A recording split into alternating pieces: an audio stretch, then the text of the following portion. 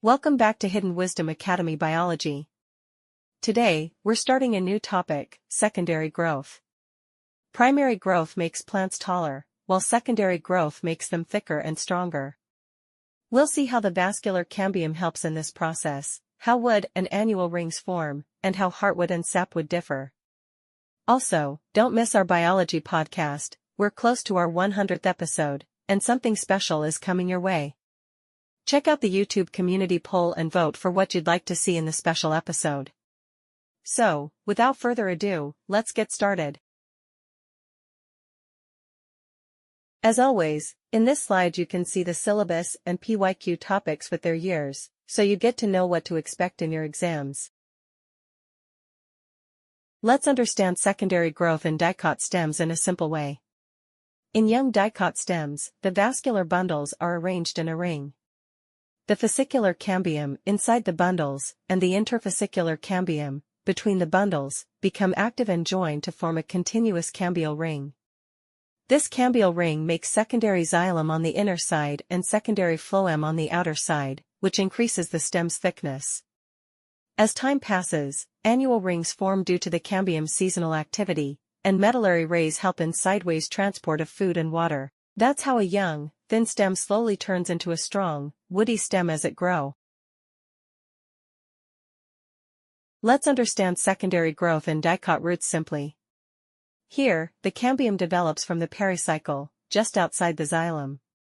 At first, it appears only opposite the xylem arms, but later it joins to form a complete ring.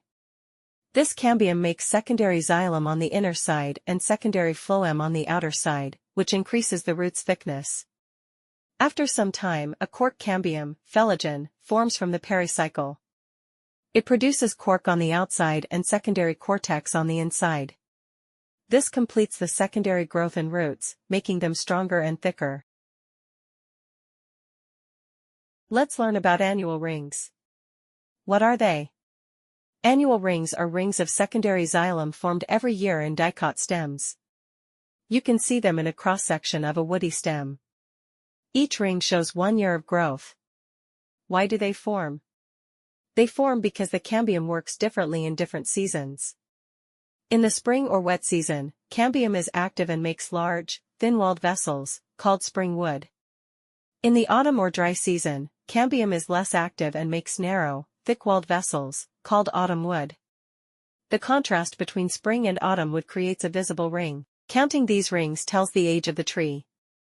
Examples, found in teak, oak, pine, mango, and other woody dicots.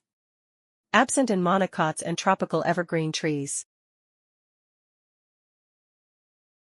Let's learn the difference between heartwood and sapwood in dicot stems. Heartwood is the inner, older xylem. It doesn't conduct water and looks dark because of resins, tannins, and gums.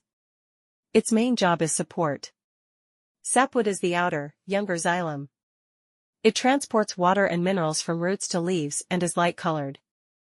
Easy trick to remember, sapwood equals supply wood, heartwood equals hardwood. Let's see how to observe secondary growth for practicals. Look for the cambial ring, secondary xylem and phloem, and medullary rays. In older stems, you can also see heartwood and sapwood. For the root, take a TS of a mature dicot root and observe how the cambium arises from the pericycle, forming secondary xylem, phloem, cork, and periderm. Note the differences between stem and root secondary growth, and don't forget to observe the annual rings. Let's practice few questions to test your knowledge. Let's start with question 1. During secondary growth in dicot stems, the activity of the vascular cambium results in the formation of Option A. Primary xylem and primary phloem. Option B. Secondary xylem and secondary phloem. Option C. Cork cambium and periderm. Option D. Phloem and lenticels. Explanation. Primary xylem and phloem are formed by the procambium, not by the vascular cambium. The vascular cambium is a lateral meristem. It divides to form secondary xylem on the inside and secondary phloem on the outside, which increases the thickness of the stem, a key feature of secondary growth in dicots. The cork cambium and periderm form later from secondary tissues, not by the vascular cambium. And phloem and lenticels are produced by the cork cambium, not by the vascular cambium. So, option B is the correct answer, that is secondary xylem and secondary phloem. Now, let's move to question 2. Annual rings in a woody dicot stem represent. Option A. 1 month secondary growth. Option B. 1 season secondary growth.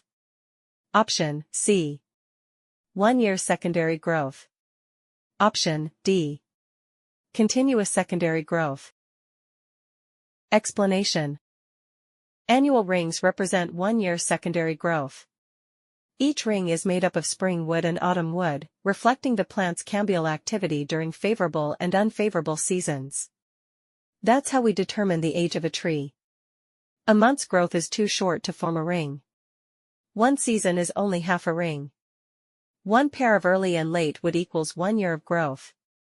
Continuous growth wrong, cambium works seasonally, not continuously. So, option C is the correct answer, that is 1 year secondary growth. Let's go over some common mistakes in secondary growth of stems and roots. First, primary versus secondary growth. Many think stems get thicker due to length growth. Remember, primary growth from the apical meristem increases length, while secondary growth from vascular and cork cambium increases thickness. Second, xylem and phloem formation. Don't assume both form on the same side.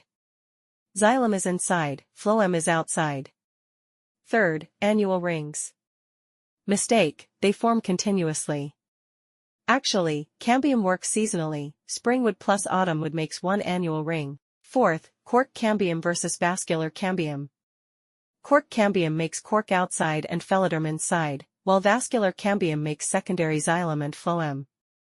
Fifth, roots and secondary growth. Dicot roots do thicken, cambium arises from pericycle and residual procambium. Sixth, heartwood versus sapwood. Sapwood conducts water, heartwood provides support only. Finally, lenticels. Gas exchange in woody stems occurs through lenticels, not just stomata. That wraps up our discussion on secondary growth in dicot roots and stems. Remember, understanding anatomy is not just about identifying tissues, it helps us see how structure supports function. In the next lecture, we will integrate these concepts with flowers, fruits, and seeds, and also highlight key anatomical features of major families like Malvaceae, Cruciferae, Leguminosae, Compositae, and Gramineae. Also, don't miss our daily NEET MCQs and PYQ series for daily revision.